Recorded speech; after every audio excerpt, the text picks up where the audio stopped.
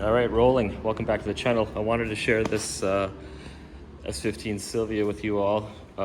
This one came in late October of 2020. Drove it across again. That was fun. And then put it together over the winter into the spring. And it's all complete.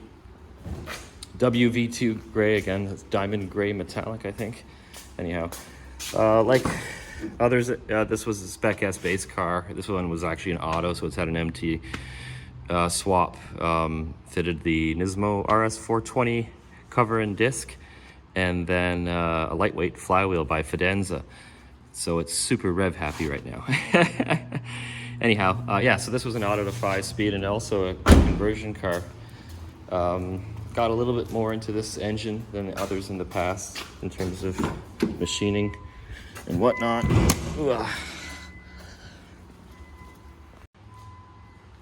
So yeah, I had to head off of it. I went to a machine shop. They did a valve job, skimming, deshrouded the chambers, and then new oil seals. And then I handled the assembly with Tomei 1.8mm head gasket and some other miscellaneous multi-layers around the engine. It's got an aftermarket outlet pipe, downpipe, and it's got a Tanabe system that I actually chopped the rear Tanabe muffler off of and fitted a higher flowing rear silencer.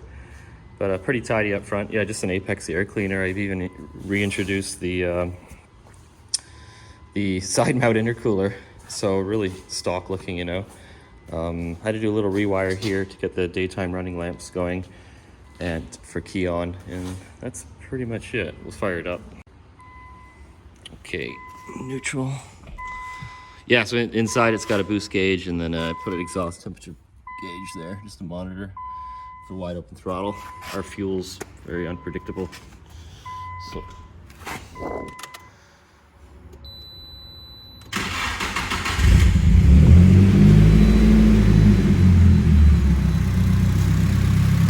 yeah, super tame at idle. Everything sounds very in sync since we refreshed the top end, and that's important, especially on such an old engine. A lot of these motors, guys run them, they're selling swaps and nothing's ever been touched. And to think they just get their engines going, boost them up, and mostly grenade them. Anyhow.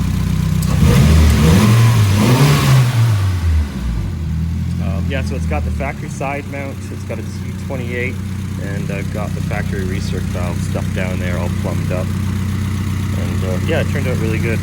Happy with it. So yeah, key on the LEDs to that socket are always on. That stands out. Yeah, I've got rotas. I forget what rota grid. I don't even know. They are quite chunky though. Or 1895 all around. And then I got a 245 40 tire. A little upset with the 40 mentioning because it doesn't look like a 40. It looks like a 45. These offshore tire manufacturers have very strange dimensional rate as opposed to others. But yeah, they work, and the car feels pretty good. Alignment checked out, and I've got maybe 6 degree in the front, and I forget, I didn't touch the rear. And then for suspension, it's got Tane Flex Z's on it, not that old of a coilover, and then matching Cusco front and rear tower bars. But yeah, I'll take it out in a minute for a quick zip. Yes, you gotta see the interior dome light in this thing. This car came like that. That's so cool. Yeah. Okay, let's see if this works.